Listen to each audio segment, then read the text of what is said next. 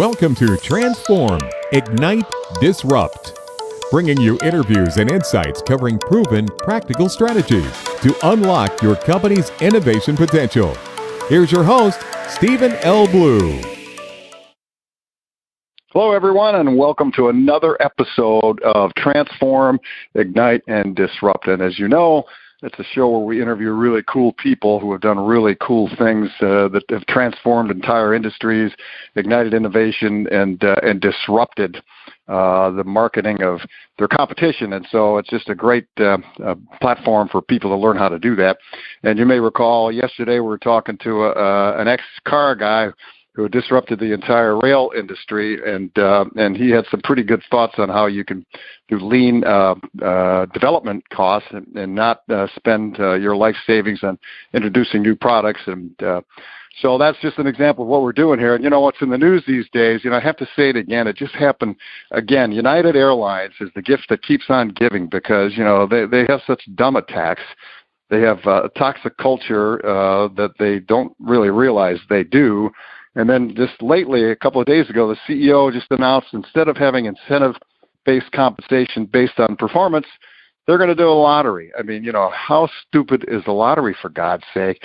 And so, you know, where goes all the motivation to be anything that's any good just goes right out the window. So I feel sorry for United Airlines employees because they're constantly smeared with dumb attacks. Anyway, that's not the subject of today's podcast. You know, as you look around, guys like Anthony Robbins, Jay Abraham, and the giants in the industry, in the self-performance industry, anything they write and anything they say, you're going to buy it. Now, they don't have to sell you on their wisdom. You're already sold on their wisdom. And is it because they're all that smart? Well, maybe, maybe not. But one thing I know for sure, the reason you buy anything they sell and people don't buy anything you sell is because they're celebrities and you're not. And I'm just thrilled to have my next guest who's an expert in these matters, Nick Nanton. He's an Emmy Award-winning producer and director. And he produces media and branded content for top thought leaders and media personalities around the world. He's recognized as a leading expert on branding and storytelling, and he's authored more than 24 best-selling books. So there's a lot that we can learn from Nick Nanton. And Nick, I'm thrilled to have you on the show, and welcome. Thank you so much, Steve. I appreciate it, and I'm always up for a good conversation. Well, you know, the way to start out maybe is just, you know, how did Nick Nanton get to be Nick Nanton? It's funny. I've been asked that question more recently, so maybe that means I'm getting somewhere. But, you know, here, when I really trace it back, and I'm sure there are many of you who have had similar situations. Well, I'll give you a quick story. I was talking to Jack Canfield one day, who many of you would know from the Chicken Soup for the Soul series. I have been friends with Jack for a long time. He's sold 500 million with a B books, over 500 million books in the Chicken Soup series. A really brilliant guy, great person. And he said, "Hey, Nick, you fly a lot, don't you?" I said, "Yeah." He said, "You know, you fly first class?" I said, "Yeah, I've sort of gotten spoiled. That's all I really fly." And he said, "Okay." He said, "You know, if you're sitting in first class and there's a pilot got on board and he said, 'All right, guys, buckle up. We're going to have a great flight today.' You wouldn't think much of it, but you notice something different about this pilot. This pilot is 3 years old, and then by the time he realizes this is not a joke, he goes and he locks the door to start flying the plane. You might be a little freaked out." He said, "But here's the thing, Nick. Most of us are doing that every day in our lives. Our body's the plane, and our 3-year-old mind is running that plane. And most of us don't realize the things that are in our past that developed by the time we were 3 that are dictating the way we do the things we do in our life." And it's hilarious. It's a hilarious example, but it's so true. And so we have things in our past that we've never probably fully acknowledged on why, and they dictate literally from that point in time, they dictate literally the way we operate. And I would say for me, I started playing guitar at 6. I've been a musician my whole life. I'm still addicted to that drug of music. I now have a songwriting deal in Nashville, but I started writing songs at 16, put out my first record at 18, of which there's still about 800 copies under my parents' bed. And now that that's because I didn't know how to market at the time, and now that I know how to market, I know that I want them to stay there. But when I was in high school, trying to figure out this music thing, you know, at the time we didn't have the internet. We had, like, you know, Prodigy AOL was coming out. So it gives a little bit of my age. I'm pretty young, but still I had to deal with that. So we got books. Went to the library, went to the bookstore, and I bought a book, the definitive book on making it in the music business, All You Need to Know About the Music Business by Donald S. Passman, an attorney. And that book said, if you want anyone to take you serious in the music business, the only way anyone's ever going to hear you, you're ever going to get an appointment, you're ever going to get, is if you have an entertainment attorney representing you, or you will never even get in the door. So I'm like, all right, well, this is great. I'm 16, 17 years old. I'm actually making okay money because at the time I was teaching group tennis lessons. I figured out if I could get 10 kids on a court for an hour and charge them each $10, I'd make $100 an hour. Just between us, Steve, I was a clown for a couple of years. I made $150 an hour doing magic tricks at kids' parties. I didn't know that. Yeah, so that's between us. We don't tell the world that. No, too late. So what I did, so I'm like, how do I get an attorney? Take my call. My parents were immigrants. I mean, they're great parents, but they didn't know any entertainment lawyers. So I just pick up the phone book and start calling people, and I sound like I'm a 9-year-old girl. Hi, my name is Nick, and I'm looking for an entertainment attorney. And I literally, no one would take my call. And I literally was so frustrated, Steve, that I could not get a seat at the table. I couldn't, to have the conversation that I wanted to have just to learn about what I needed to do next. No one would even open the door. Actually, I will tell you the truth, because there's a guy who did take my call, and he was a big attorney at the time. He still is. And he gave me some advice for free. He was nice enough to, because, most people wouldn't take the call because they knew that, the 16-year-old kid didn't have the $5 or $10 grand or whatever it is they wanted. And funny enough, great guy. I ended up being in a Bible study with that guy like 20 years later. And I said, hey, you were the only guy who took my call. You're a good dude. Thank you. And so now I always try to do the same thing, whether people ask me to go speak to a class or do a podcast or whatever. If I can help somebody, because enough people did open the door for me along the way. But my whole career has really stemmed from the fact that once I started figuring out ways to get a seat at the table. There's a quote that says, if you're not at the table, you're being served for dinner, right? And so I've always I like that one. I've always wanted to try to figure out how do I get a seat at the table, because much like everyone listening to this call, you have certain gifts, God-given gifts in life that you want to use for the best of your ability, but sometimes you're so frustrated you can't even get a seat at the table. So really, Steve, I really got to where I am now by figuring out any way, shape, or form I needed to get to the table to have the discussions that I wanted to have so I could help the people I wanted to help. And it forced me to be super creative in the ways that I did it, in order to, I knew that people who had credibility were on TV. They had been on big shows. They'd been on NBC. They'd been on ABC. They'd been on CBS. They'd been on Fox. And I said, well, you know what? I'm going to have to figure out how to do that. And so how I did it was I created my own TV show. I've managed a bunch of bands and stuff. So I'd made enough music videos and content stuff in college. I thought, I'm just going to make my own TV show. And I'm going to get a bunch of my friends together, and they're all going to help pay for it. And we're going to put ourselves on TV. And we did. And, I've done 500 episodes of that now in the past 10 years. And I've gotten, over 500 people on TV. And so it's just being creative with what do I need to do to get a seat at the table. And so by getting the credibility then of having been on NBC, CBS, ABC, and Fox affiliates across the country, I got more meetings. People said, okay, well, I'll at least hear Nick out. And much like yourself, Steve, I know if I can get in front of somebody and there is synergy between us. I never walk into a situation looking for something for free. I know in order to get anyone to pay attention to me, I need to do something for them first. It needs to be of value. I call, life is an exchange of values. Everything that happens is an exchange of values. Sometimes money, sometimes relationships, sometimes whatever. But I know in order to even have that conversation, I have to get a seat at the table. So everything I've done has really stemmed from that frustration and those experiences of being a teenager and not even being able to get a seat at the table. Well, that's an amazing story, and some key takeaways that I think the audience should get is, one, is you got to have a seat at the table, and you don't get a seat at the table unless you have some sort of connection with someone who can give it to you in a sense. And the way to get that is with an exchange of values. I really like that thought of life being an exchange of values, because so many people, Nick, and you know this yourself, they'll call you and they'll say, well, hey, how about meeting with me for lunch and let me pick your brain for an hour? I hate that. Me too. It's like, Me too.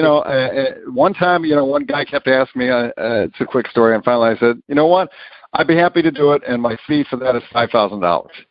Yep. And I'm thinking if he says yes, I'm okay. If he says no, he won't call me again, and I'm okay with that too. Yep. Actually, Amen. he said no.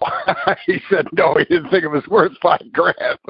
But that's what happens. So many people just want you to do something for them, and they don't understand that it works the other way around, doesn't it? It does. And part of the problem, what it's such an interesting mind shift, and I'm not going to go too deep on this, but see that the reason why, look, we all need people and resources to get to the next level. I've already talked about that.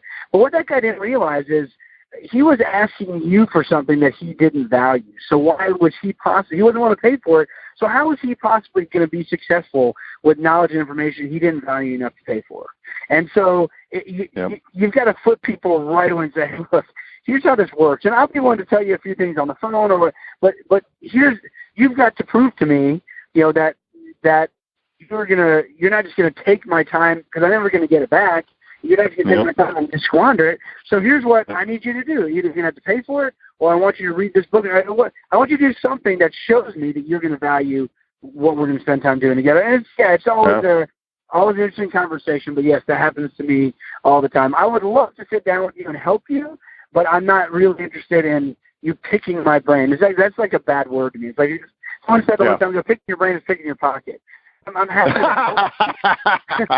to help you get to where you want to be, but come on, let's value each other's time a little bit more than you want to pick my brain.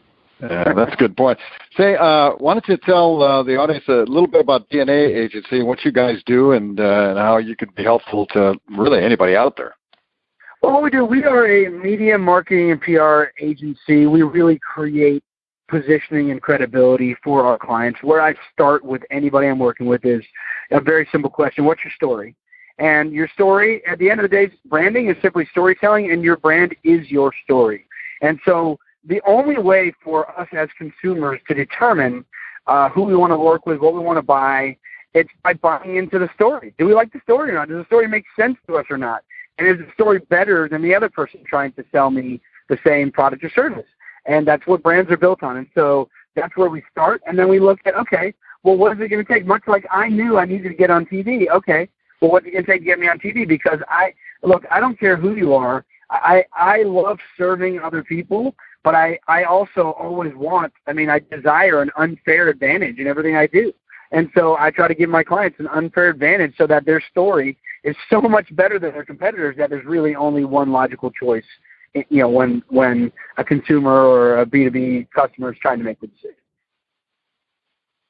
That's a really good point, because a lesson I learned a long time ago, by the way, is people do business with people they like and people they know.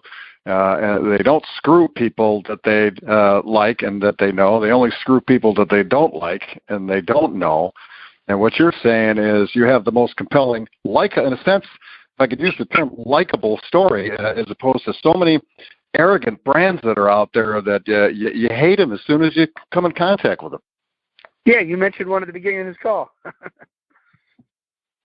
Yeah, that's what I mean. And I happen to be in your not in your neck of the woods, but I'm down in Jupiter, Florida this week, and I keep seeing these commercials for Xfinity. They have a bunch of storybook characters in there. I mean, the old grandma that gave the poison apple, and then they're trying to slam AT&T because they're as bad as the woman who killed the little fairy godmother. And it's like, God Almighty, that's such a stupid brand, stupid message, and whoever wrote that thing ought to be fired.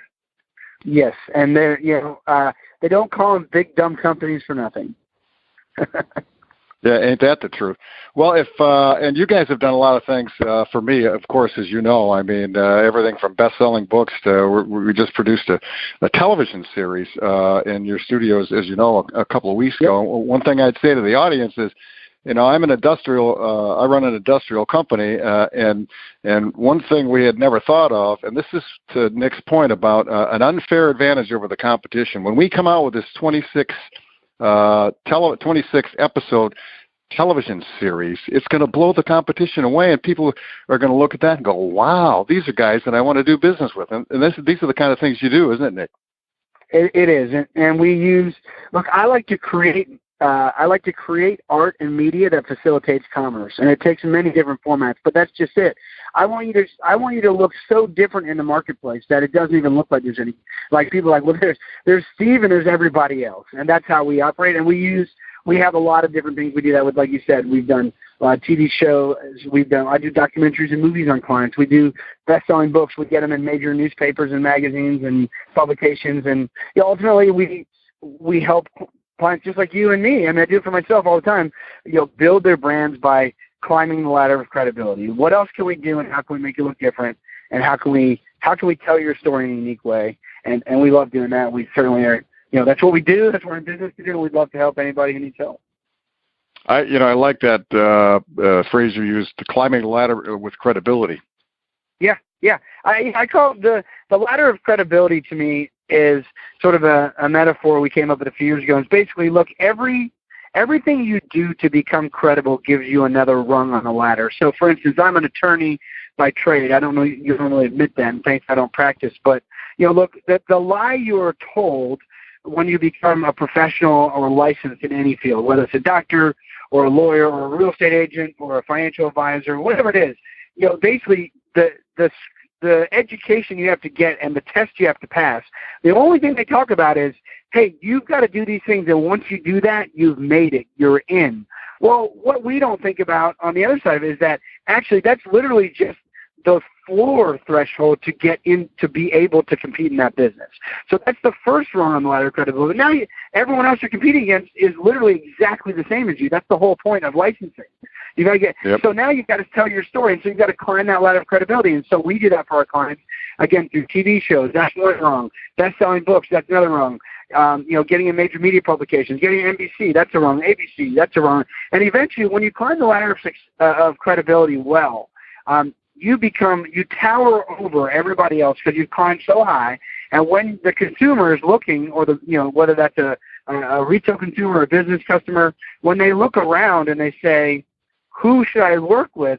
You are towering so far above everyone else because you've climbed the ladder of credibility. You are the only choice. And so, but it's just by continuing to, and it's sort of a constant improvement. Like I'm always looking for what's the next thing I can do to add to my credibility. There's a reason I've written more than 2 dozen. There's actually 50. I've co-authored more than 50 best-selling books. I've produced and directed more than 60 documentaries. I've done, because I'm always looking for, like, what's that next thing that's going to get me the conversation that will allow me to take the next step and help the next person. And the higher you climb that ladder, the harder it gets. So that's why, you just got to keep going. Well, speaking of credibility, your company establishes credibility from the absolutely first contact. Just a quick story. The first time I walked into your offices in Orlando, I was blown away by all of the awards and the pictures of, important people that you do business with, and the people listening in the audience. You really, first of all, you got to do business with Nick and his company. I'm telling you right now, but you got to come into that office because that establishes credibility. You're blown away by the presence. Well, thank you. And the goal there, what we teach our clients is, look, you live in your world and in your head every day. Everyone on this call knows that they are an expert in what they do. And you think that your clients know that, but they don't, because you're talking about it every day, but to different people. You're not talking to the same people every day. And so one of the best tools we have is any sort of media or photos or awards. Just put them up on a wall. Put them in your bio. Put photos on your website so that you don't ever have to talk about it again. And everyone else just walks up and sees it, and you start from a position of authority. And it's just, so that's what we've done in our office. We take anything that I can, I try to make it into something that allows me to have a conversation. So I would much rather, look, it would be weird to walk up to someone at a cocktail party and say, hi, I'm Nick, and I've done X, Y, Z, C, Q, blah, blah, blah. But it's very, very interesting when they ask you questions. Hey, I heard you made some documentaries. Tell me about that. Okay, well, I can tell about that. Now, we just did a documentary with Glenn Beck and Tony Robbins, Russell Brunson, and a bunch of other people, and it's on an organization called Operation Underground Railroad, and they rescue children around the world from sex slavery, and they've rescued over 1,000 kids. And we just did a raid in Haiti, and we arrested former Navy SEAL, CIA, Homeland Security, and Haitian Special Forces. And it was part of the documentary, but we arrested, the most wanted sex trafficker in Haiti and freed 4 girls, and there's a whole chain reaction happening. But we had to wear bulletproof vests when we went on the raid. And so I framed my bulletproof vest because that's a hell of a conversation starter. What's sure that? is. Tell me about that. So I said, I haven't framed this thing. I bought one, framed it up, and now I got a great, again, people pick the things that they're interested in, and they gravitate to those things. They ask you questions about them, and it allows you, without being braggadocious or anything, it allows you just to have a conversation and share with people what you do and how you do it. And it's all through, those sort of methods that we use and we teach our clients. And yeah, that's how we work, man. Well, listen, good for you for doing that Underground Railroad operation. You probably don't know I'm on the board of directors of the Safe America Foundation. And as the name sounds, we're trying to make America safer. But one of our big planks is human trafficking, which we're heavily involved with Delta. And as you may know, most of the trafficking comes through Atlanta and all that kind of stuff. So good for you for doing that. I'm thrilled to hear it. Just an aside, Nick, I've started to build, after I went to your offices, which I don't know, maybe that had to be 5 or 6 years ago now. I've done the same thing in my office. I got every award, every picture, every article I've written, every media contact and all that, and it fills up almost all of my walls. And when people, I intentionally let people sit in there for about 5 minutes before I arrive. Right. So they can look around, right? And it's amazing when you go in there and you sit there and you're talking to them and their eyes are going all over the place. They're like a kid in a candy store. Yep. Well, I noticed, I was just at Larry King's house a couple weeks ago. I'm doing a project with Larry King. And so Larry has a trophy room. I mean, I think, for his own sake and everyone else's, I think his wife probably makes him keep all that stuff in one room in his house, which is, he's got a lot of it, trust me, but it's fascinating. You can see the dimension in his life just by walking around this room and seeing the stacks and stacks of awards and photos and signed boxing gloves from Muhammad Ali. And that's what we all want to create, right? That celebrities should have that. And that's what you have, and that's what I have, and that's why, again, it's a subconscious, thing in people's minds. Okay, I'm in the right place. I'm talking to the right people. Good. Yep. Now we can begin. Yep. Well, listen, I don't want to take up any more of your time because I know what that's worth. I want to reiterate to the audience, we'll have you give your contact information a second here, but anybody that's listening, you really got to do business with this guy and his associates, and I know them all because we've done a lot of work together for a lot of years, and it is really, really, don't try to do it on your own. You may think it's a little too expensive to engage them. Trust me, it's worth it in the end. So I highly encourage you to do that. And Nick, maybe you could just give the audience some contact information. Absolutely. I certainly appreciate the glowing review. We love our clients. Our mission is to help the most people, What does that really mean? To find guys like you who are trying to make a difference in the world through things I didn't even know about, like the Safe Foundation, which is awesome, but also just in the business world. You're trying to help your clients be safer and do the things they do. And so we want to help most people like you so you can help the most other people. And you can find us at CelebrityBrandingAgency.com. That's CelebrityBrandingAgency.com. And also I highly recommend our book, StorySelling, reveals just a bunch of the strategies that we use in order to help people tell their stories better. And Steve, it's an honor to work with you, man. I appreciate everything, and I look forward to doing some more. Yeah, I'll see you next week in California. I'll be there.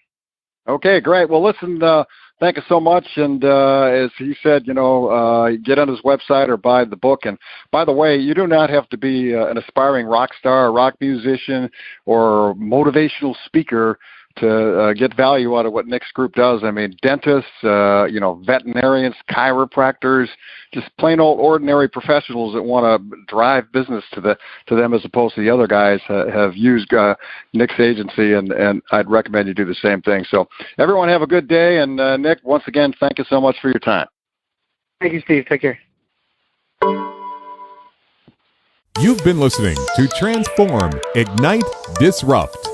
To learn more about the resources mentioned on today's show or listen to past episodes, visit StephenLBlue.com.